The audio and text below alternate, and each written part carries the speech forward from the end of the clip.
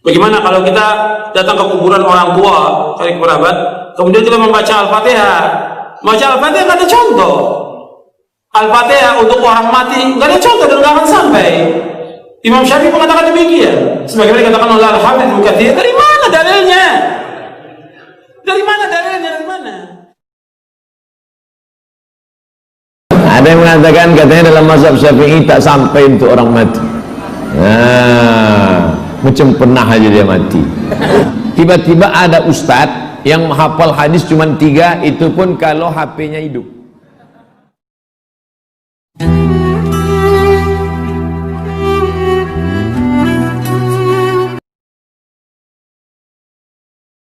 Bagaimana kalau kita datang ke kuburan orang tua, cari kerabat, kemudian kita membaca Al-Fatihah? Baca Al-Fatihah nggak ada contoh. Al-Fatihah untuk orang mati nggak ada contoh dan nggak akan sampai. Imam Syafi'i mengatakan demikian. Sebagaimana dikatakan oleh Al-Hafidz Ibnu Katsir ketika menafsirkan ayat dalam surah An-Najm ayat 39, wa an laisa lil insani illa ma sa'a. Seseorang tidak akan mendapatkan apa yang diusahakan. Kata Ibnu Katsir bahwa Imam Syafi'i berpendapat bahwa nggak bisa orang mengirimkan bacaan atau pahala kepada orang, nggak bisa, nggak akan sampai. Masalah ibadah kembali kepada masing-masing orang. Jadi Al-Fatihah nggak sampai.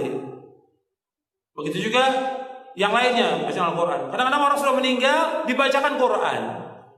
Orang disuruh membaca Al-Quran di mana? Di rumah. Terutama surah Al-Baqarah, di masjid baca Al-Quran, bukan di kuburan. Al-Quran ini diturunkan oleh Allah untuk ancaman kepada siapa? Orang hidup, orang mati. Di surah Yasin ayat 70 Allah berfirman, liyunzira man kana hayyan wa yahiqqal qawlu 'alal kafirin. Bahwa Al-Quran diturunkan Allah untuk mengancam orang yang hidup, hayyan, orang yang hidup, bukan orang mati. Kok orang mati dibacakan Quran? Manfaatnya apa? Nggak ada manfaatnya. Disuruh kita baca Al-Quran di rumah kita. Kata Nabi, la taj'alu buyutakum maqabira inna syaitana yanfiru minal baiti alladhi tuqra'u fi suratul Baqarah. Jangan kamu jadikan rumah kamu seperti kuburan. Sesungguhnya syaitan lari dari rumah yang membacakan surah Al-Baqarah. Enggak ada para sahabat membacakan Quran di kuburan, enggak ada.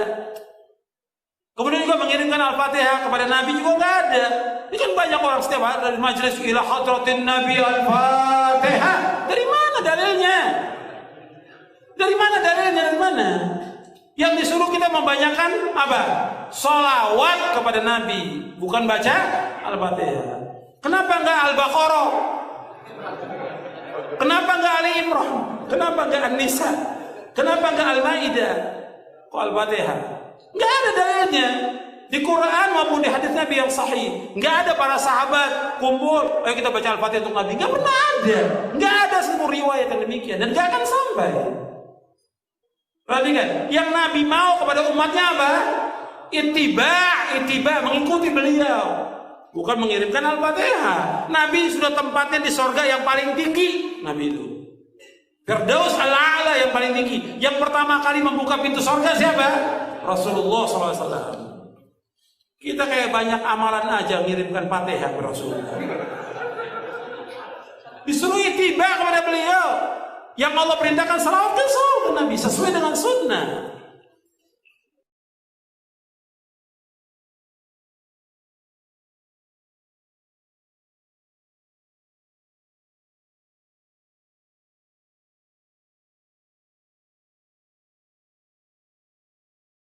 Bapak Ibu yang dimuliakan Allah, ini Quran diturunkan Allah bukan untuk orang mati.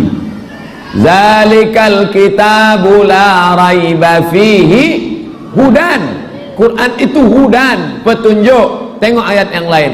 Syahrul Ramadan alladzi unzila fihi al-Quran hudan, petunjuk. Kalau yang namanya petunjuk itu untuk orang hidup. Petunjuk itu untuk orang hidup. Orang mati tak perlu ditunjuk. Pernah tak orang mati nanya, tunjukkan aku mana jalan yang benar? Tidak pernah. Quran itu bukan untuk orang mati. Quran itu diturunkan untuk orang hidup. Tapi kalau dibaca, pahalanya bisa ditransfer dengan syarat sama-sama rekening bank syariah mandiri. Kalau lain kodenya tak jelas.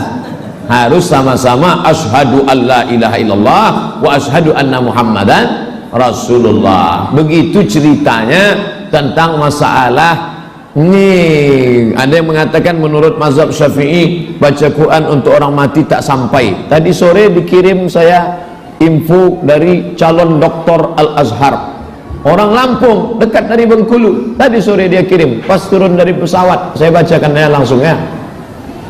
Video tolong rekam, nanti potong upload ke YouTube. Ada yang mengatakan katanya dalam mazhab Syafi'i tak sampai untuk orang mati. Nah, macam pernah aja dia mati. Ya, saya bacakan.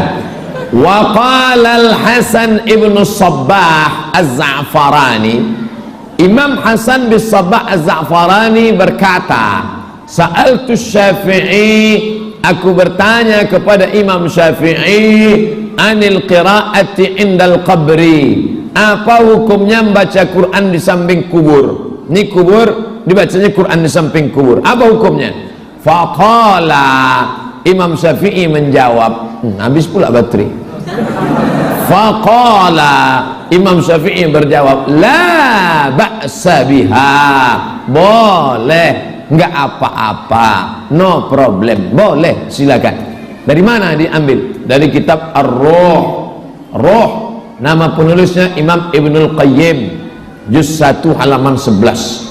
Dah.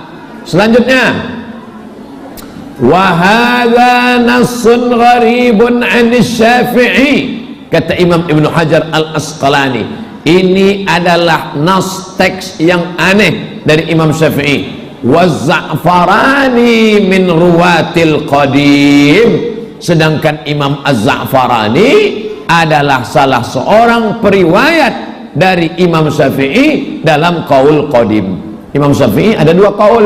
Ketika dia di Irak namanya qaul qadim, ketika dia pindah ke Mesir namanya qaul jadid. Nah, sedangkan Imam Za'farani itu salah satu periwayat Imam Syafi'i dari qaul qadim. Wa huwa thiqatun, thiqah, dia periwayat yang terpercaya. Kalau ada nanti orang menyebut thiqah, thiqah itu apa artinya? Kuat hafalannya, baik akhlaknya, bagus akidahnya, tak melakukan dosa besar, menghindari dosa kecil, namanya thiqah, pakai tha, thiqah. Fahuwa ma'mulun bihi, maka pendapatnya itu diamalkan, riwayatnya itu terpercaya, tak boleh dibuang.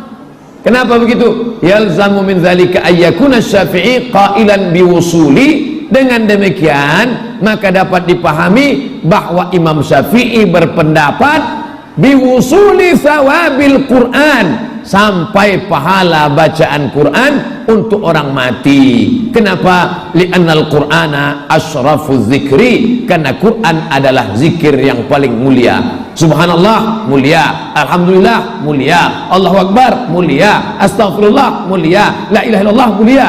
Tapi ada yang lebih mulia, apa dia? Quran. Kalau zikir subhanallah aja sampai untuk orang mati, apalagi Al-Quran.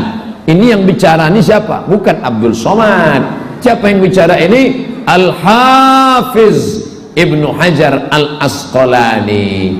Nama kitabnya Al-Imta', nama penulisnya Al-Hafiz. Kalau sudah disebut Al-Hafiz, itu artinya kalau di tempat kita di Bengkulu, kalau ada orang disebut Al-Hafiz, itu Ustadz tuh Al-Hafiz tuh, itu artinya dia hafal Quran.